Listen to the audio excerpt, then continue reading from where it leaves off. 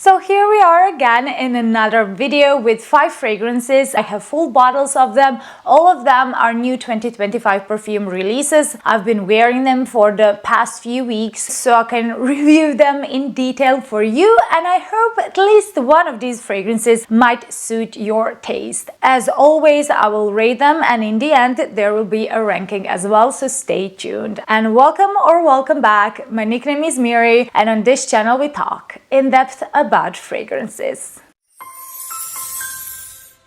The first one is Miss Dior Essence, and this is the third release for the brand, with Francis Kurkdjian being the in-house perfumer. I really liked what he did with the Parfum version, and I will link down in the description box the in-depth review if you want to check out more. So I was really excited for this new release, and the bottle looks simply gorgeous. It's covered with iconic Dior's houndstooth print and also bits of frosted glass. A black bow corresponds with the ad in which Natalie Portman wears a gown but with a twist, with black boots and black straps, signaling that this will be a darker, edgier and bolder Miss Dior version. The paper label on the front is textured satin like it was in the Parfum version as well, but the cap is elevated. Compared to the plastic cap in the Parfum version, this one is made out of real glass and the bottle feels heavy. But what makes Essence even more visually appealing is the juice color. A beautiful deeper rose pink, and let's be honest, pink perfumes for women really do sell. But what about the juice? In an interview, Francis Kurkdjian said that this is a fragrance for a younger generation that refuses gloominess, and yes, he was correct, because there's nothing gloomy in the opening. The scent is so vibrant, it's so fruity,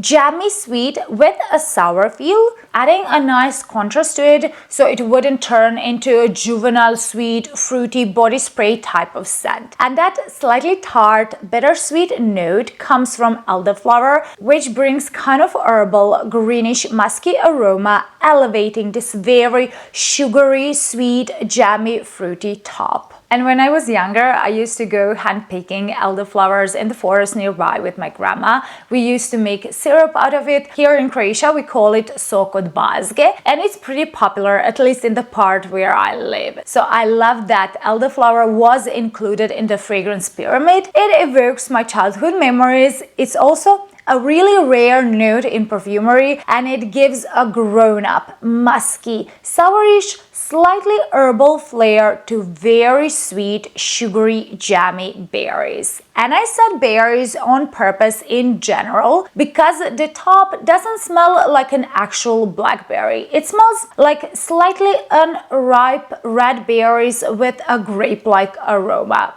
All in all, the top smells like very deep, syrupy, thick berry jam cooking on the stove. You put a lot of sugar in it and a few drops of sour herbal elderflower syrup. It has some darker woody tones in the background, but initially this is simply a jammy, gourmand, sweet scent with sour herbal muskiness. And those jammy berries remain noticeable during the entire wear, but they become less sweet, with now more noticeable powdery facets coming out from jasmine. Miss Dior Essence turns woodier and woodier the more it dries down, and also there's a hint of fresh rose here, with somewhat soapy feel, even though it's not listed. In the dry down, Miss Dior Essence definitely becomes more serious because those woody tones, particularly oak, ground the scent with warmer,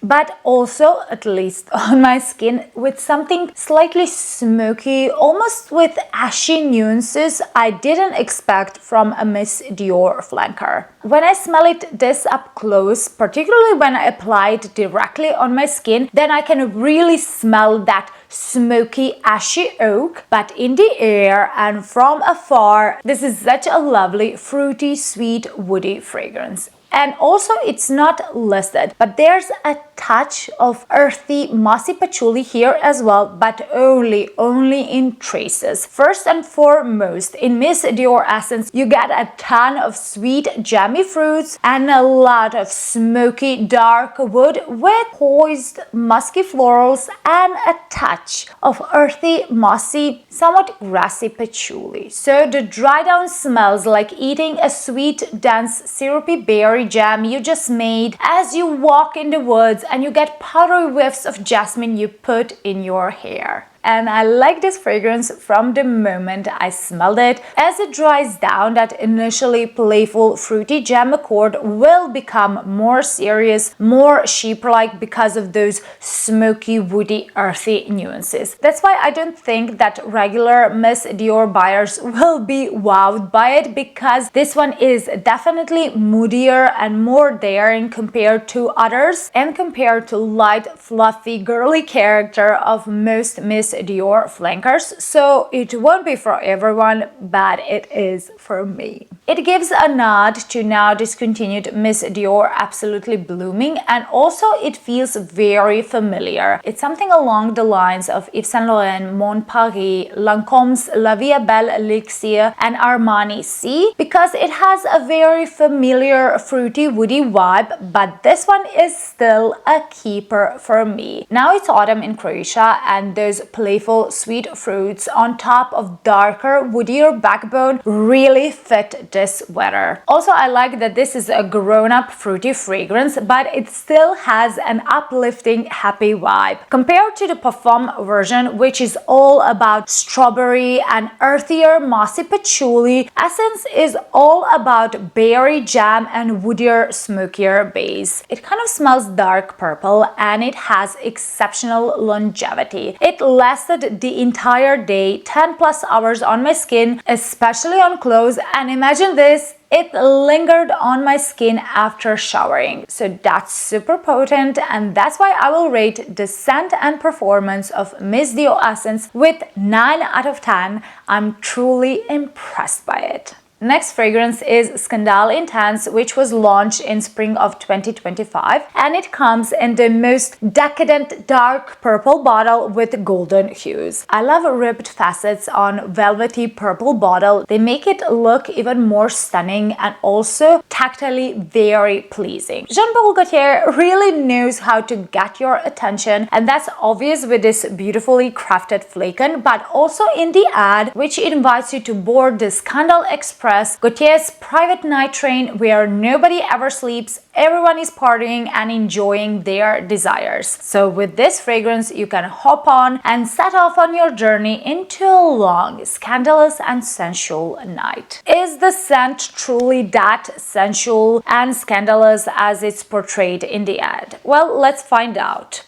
The opening should be very spicy because of the cardamom, but no, they didn't focus primarily on spiciness of cardamom, but rather on aromatic, bitter, minty facets cardamom can bring to a fragrance. That's why in the opening I get some fresh green, minty, slightly spicy note mixed with a lot of creamy, fluffy sweetness. So the opening is very sweet, very creamy, but also minty, slightly green and spicy. I really like what they did with the cardamom, that they brought out new facets from it and not its usual spiciness. So the top notes smell to me like fragrant mint tea poured over lush vanilla ice cream. That hint of freshness from cardamom prevents this from becoming sticky sweet as the original Scandal was. So in my opinion, this is much more wearable. In about 10 minutes, Ylang Ylang joins in and the scent softens into even creamier concoction with a ton of vanilla, some sweet,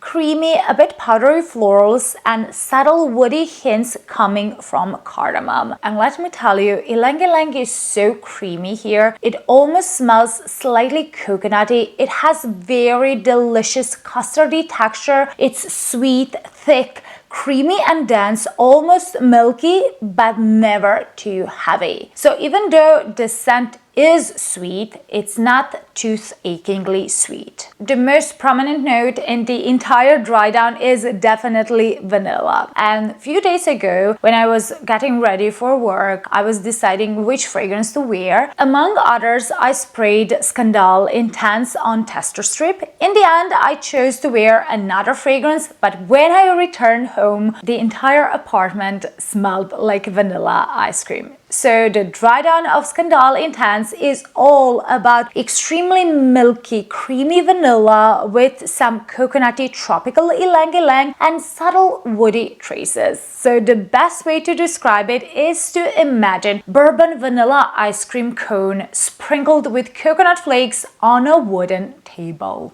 So yes, this is a very delicious fragrance, but it's not overly groundbreaking or innovative. It's electronic vanilla with creamy powdery florals and whisper of woods. It's quite lovely, but I wish cardamom was a bit stronger, adding additional layers of spiciness in the dry down. That would make this fragrance so much more interesting and truly worth exploring. Without it, Scandal Intense smells pretty safe, which is very rare, especially compared to how other Jean Paul Gaultier fragrances are scandalous. This one is not. It doesn't give me main character vibe I expected based on the ad and this beautiful, striking, ridged bottle. Still, I find this extremely pleasant, extremely appealing, and there are some parts of it I really enjoy that were a bit unusual. The first one is cardamom, which brings minty and woody nuances and not its usual spiciness. And another thing that surprised me was ylang ylang. It's very creamy and custardy as ylang ylang usually is, but it doesn't have its usual banana-like aroma. It smells more coconutty to my nose. And because this is primarily a vanilla fragrance, of course that it smells familiar and that it smells a bit cliche-like. So I understand all those who are disappointed by how one-dimensional creamy vanilla fragrance this is, but it still smells amazing in the air, and the way my apartment smelled after I returned home was simply delicious. That's why Scandal Intense would be perfect for autumn because it smells cozy and very pleasant. Also, it has great performance. Longevity is about 8 hours on my skin. Initially, it projects a lot and then it becomes softer, but overall, I don't have any complaints in that department. If you like vanilla and ylang ylang, you should try out Scandal Intense. In my opinion, it deserves 8 out of 10. My first expensive designer fragrance was Armani Si Parfum. It was my first big girl scent, so I'm very fond of the entire Si range, and that's why I couldn't wait to try out this new Parfum version. I like the message behind the entire range, you know, saying Si or yes to life. Also, I love the way they redesigned all Si bottles because now they put three-dimensional Si logo up front, so all bottles look very sleek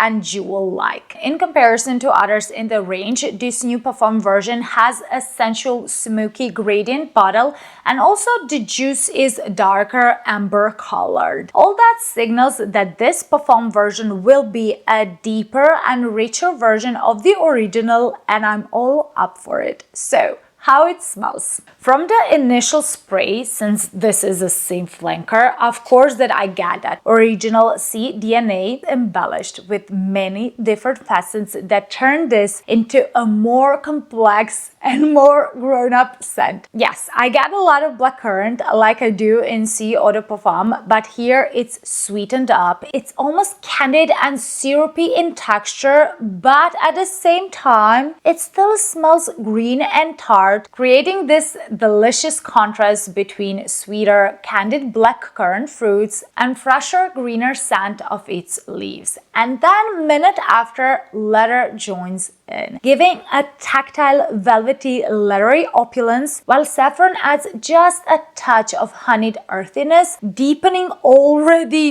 deep, delicious, rich blackcurrant leathery combo. This is absolutely stunning. So what I get in the opening is syrupy candid, a bit liqueur-like fruits on a dense honeyed leathery base. So imagine extremely thick, dense, sticky sweet blackcurrant liqueur dripping on lush honey-colored leather sofa and some blackcurrant leaves drowning in white sugar glaze. If you could combine those aromas, this is how lush and rich opening of Si Parfum would smell. I just love it, and let me tell you, it keeps getting better. In the heart, slightly aquatic but mostly jammy rose and delicious smoky vanilla come out, adding further layers to this scent. So Parfum is still in the dry down, delectably syrupy, thick, sweet, fruity fragrance, perfectly rounded with richer leathery facets,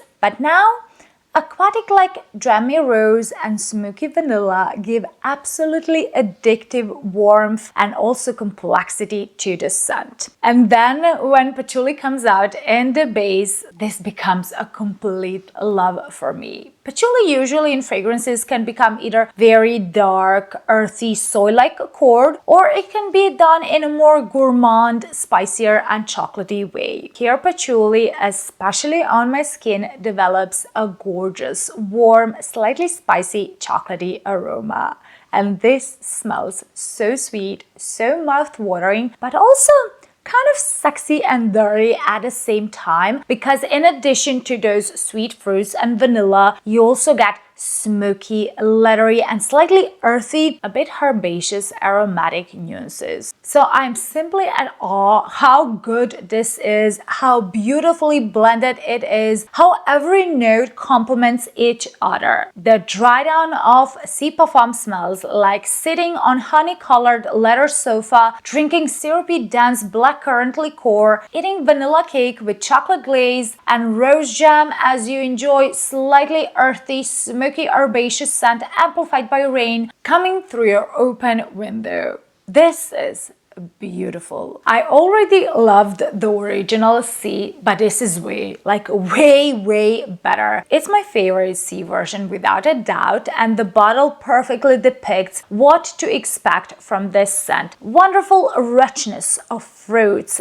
depth and sweetness of vanilla, all rounded perfectly in smoky, leathery aroma. I love how carnal vanilla is here. It's not a typical designer gourmand vanilla. It's smoky but sweet enough to balance leather, while blackcurrant is so multifaceted, giving candid but also syrupy, liqueur-like and even aromatic facets. And if you're worried about leather in the dry down, don't be. This is not a masculine, sharp or heavy leather because it's always cushioned up with vanilla and syrupy sweet fruits, so it kind of smells gourmand, but with enough darker, sheep, sensual characteristics to ground the sweetness. And another positive thing is that this is a long-lasting fragrance. I easily get 8+ hours, it projects, it lingers for days on clothes. It's perfect for colder weather, for daytime and nighttime. It's a compliment magnet. I was told when I was wearing this fragrance that I smell like a cat woman because it's kind of cute and sweet, but dark, mysterious and a bit dangerous as well. If you like the original Si, but you would like something denser, smokier, more candid, more liqueur-like with velvety, leathery facets, you need to try this one out. This is the original Si, but dressed up with leather heels and red lipstick. The quality of it is simply undeniable. I'm obsessed with it. What can I tell you more? This is a 10 out of 10 fragrance. After that mind-blowing, delicious, rich, leathery vanilla, comes fragrance in completely different presentations. In the most delicate pink-hued bottle, it creates iconic flask-shaped design, and that is Eladaria. The name Eladaria sounds so beautiful to me, the way it flows on the tongue. Eladaria. So I had to look it up and see, does the name mean anything? And what I found out is that Eladaria on Arabic means luxurious, paradise. The name is so appropriate for this peony rose lily of the valley bouquet you experience in the scent. It perfectly fits the ad, which transports you to a magical dreamlike garden awakening in a silvery mist of dawn with rose in its center. I love the ad, I love the bottle, and I'm also liking Creed more and more because they've been reinventing themselves with the last few releases for women. And if you want to know more about Queen of Silk, Carmina, or Delphinus, I will link all of those reviews down in the description box so you can check them out later after you finish watching this video. So how Eladaria smells? Well,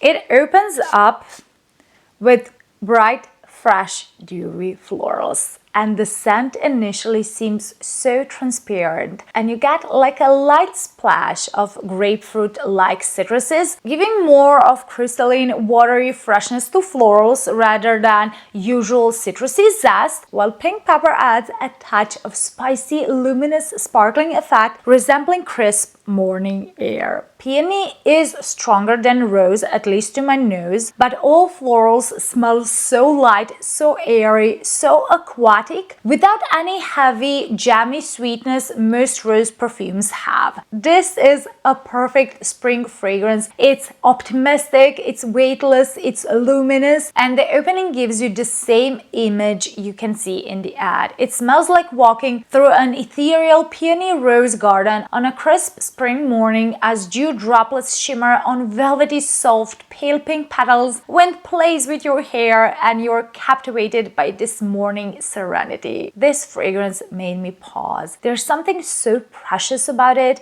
you know, the way it brings tranquility, joy, utter bliss for being alive, to be able to enjoy simple things, you know, just admiring dew glistening on soft pink flowers. So yeah, this is very beautiful. Such a calming, grounding scent. And then 5-10 minutes into the wear, that initially sparkling watery floral scent becomes more powdery and also muskier. Another difference is that now rose takes over. The scent is still bright and fresh with aquatic facets, but now it has kind of thicker consistency compared to that effervescent transparency of the top notes. In addition to that cozy powdery musk with somewhat cosmetic aroma, cashmere wood appears in the heart as well, giving warm, ambery, slightly smoky woody tones to cool, dewy flowers. There's a touch of vanilla here somewhere, but vanilla never overpowers other notes. Vanilla has somewhat bittersweet aroma, and that sweetness is almost candied-like, but only ever slightly so. And then in the base, Lily of the Valley appears with a crisp green quality and a hint of lemon. So the dry down of Eladaria evokes image of rose and lily of the valley garden awakening in the dawn, dew on their petals and leaves glistening on the first rays of morning sun as you walk through the garden in cotton dress, slightly damped by dew, and you pull cashmere scarf over your shoulders to keep you warm. This is a beautiful, watery, fresh, but powdery sweet rose with green and ambery facets. And it's true that that fresh, musky rose DNA has been done before. So I understand why some may feel a bit underwhelmed when testing Eladaria for the first time.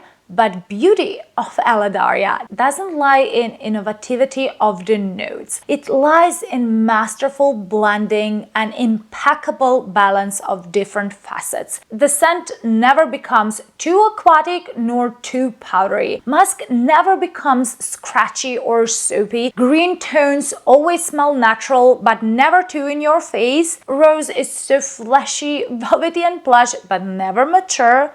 And finally, vanilla is here, but it doesn't take over as it happens in many different fragrances, and it doesn't smell gourmand or edible. It's a quality perfume without a doubt, one that is perfectly balanced. And to achieve simplicity actually takes a lot of craftsmanship, because every transition in this fragrance is done so effortlessly that you don't even notice it. The moment I sprayed it is the moment I felt like, like time stopped. I felt so peaceful, and that's so rare. It's rare to find a fragrance that speaks to your emotion. This one does. In the end, it makes me feel very calm, but also happy and uplifted. That's why I think Eladaria would be a perfect wedding fragrance, especially if wedding was set for spring. Looking at the notes, you might think this will be very mature and old-fashioned, but no, it's not. The rose in here, it's very innocent, it's pastel-like, it's playful, it's youthful, but never juvenile. Eladaria smells timeless, elegant, and romantic, and the bottle perfectly mirrors the fragrance inside. This effervescent, fresh, watery pink rose with only very little sweetness. It has moderate lasting power up to 6 hours on my skin, but on clothes it will last naturally longer. However, the more I smell Eladaria,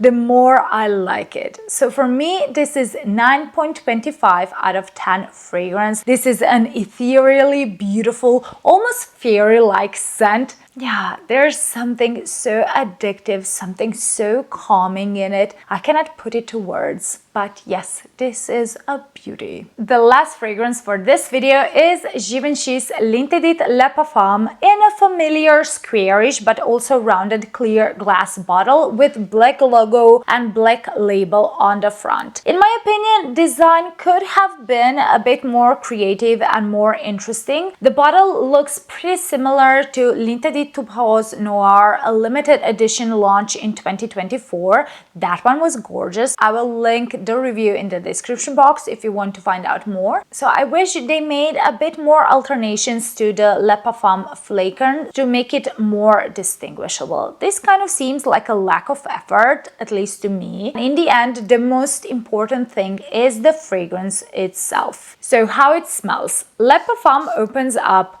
with obviously recognizable L'Interdit white floral DNA, but here it's paired with deliciously sweet, syrupy, somewhat honeyed pear and a touch of fresh, sparkling, citrusy ginger. Tuberose in Le Parfum doesn't smell bubblegummy sweet like it does in the original. Here you get a bright white floral bouquet mixed with juicy, honeyed fruits that are also fresh and green at the same time.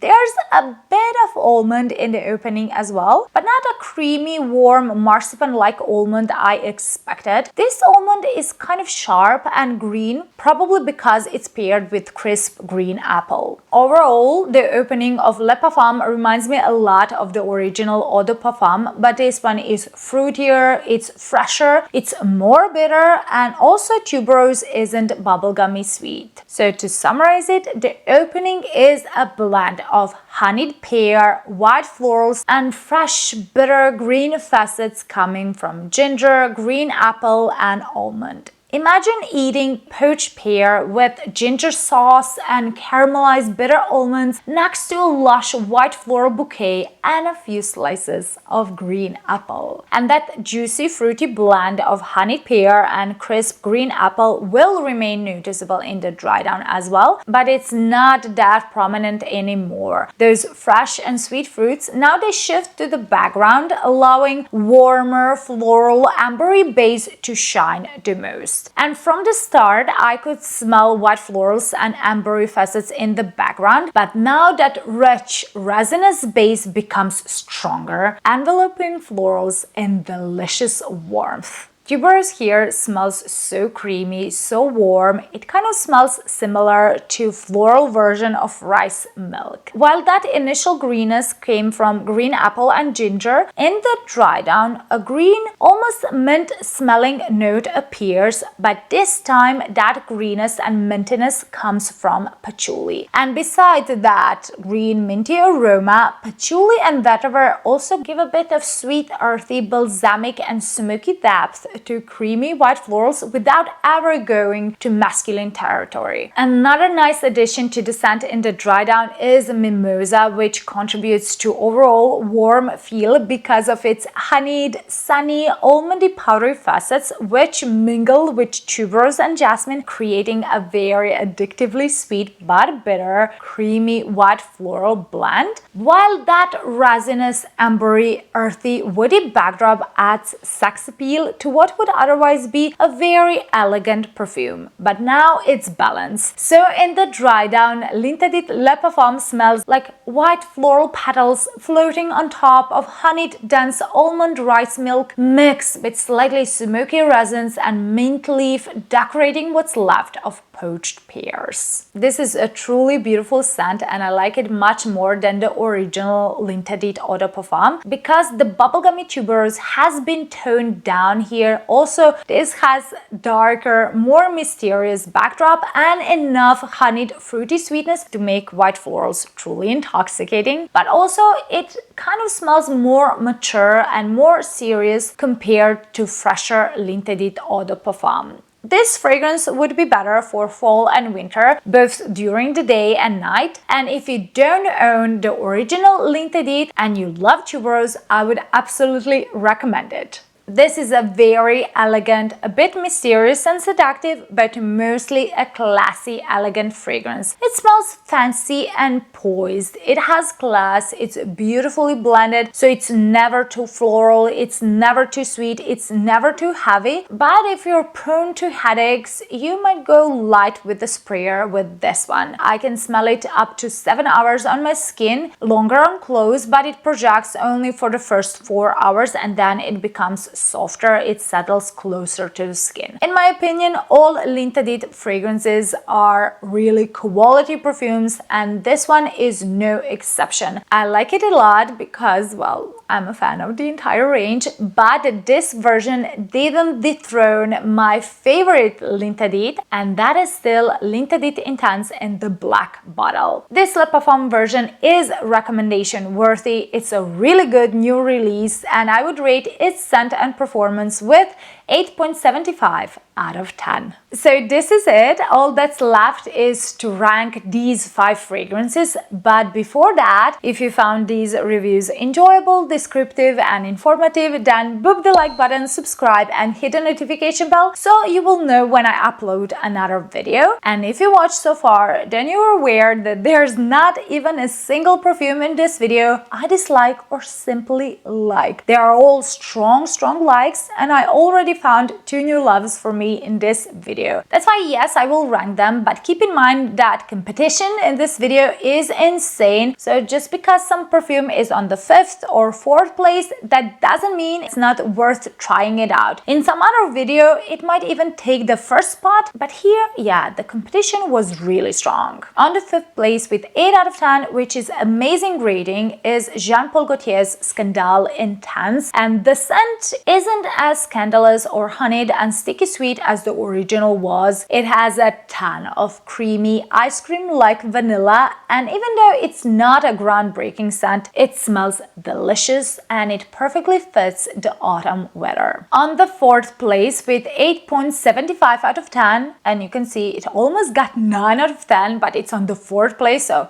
strong competition, is Givenchy's L'Interdit Le Parfum. This will be beautiful for all those who didn't like bubblegummy tuberose in the original. This is a warmer, fruitier version and it has a bit more mature feel, but it smells gorgeous. On the 3rd place with 9 out of 10 is a fragrance most people wouldn't rate probably the way I did, but I simply like it, and that is Miss Dior Essence. This is such a vibrant, playful beauty that opens up with jammy sweet fruits and musky herbal elderflower and then it becomes woodier, smokier, and more powdery in the dry down. It has exceptional longevity and it simply makes me happy. On the second place with 9.25 out of 10 is a fragrance that became a love for me. It wasn't initially so, but with time it became one, and that is Creed's Eladaria, a fragrance with a beautiful name but also a scent that puts me in a zen mood. I love how quietly elegant this is, how it transports me to a dreamlike rose garden with dew still glistening on flower petals. It's something so beautiful and so calming. And yes, it has familiar scent profile, and yes, it's overpriced, but it's impeccably blended. It would be perfect for spring, and this is more a slow burn type of romance fragrance, something you will fall in love with slowly but deeply. And that means that the first place with 10 out of 10 goes to Giorgio Armani's Si Parfum. This was an instant love for me. This is a beautiful, leathery, gourmand version of already amazing original C and its fruity sheep scent profile. It's stunning, almost on a level of magic-like potion type of fragrance. It's one of the best new releases of this 2025, and while it's still true to the original C DNA, it has enough novelty to make it into an extraordinary fragrance, even for those who dislike leather and patchouli. And this is it. Thank you for watching until the end. I love when you do so, and also I love to read what you think, so share your thoughts and experiences on these fragrances in the comments. If you want to see another similar review with another 5 fragrances rated and ranked, then check out this video next. I will see you there. Bye!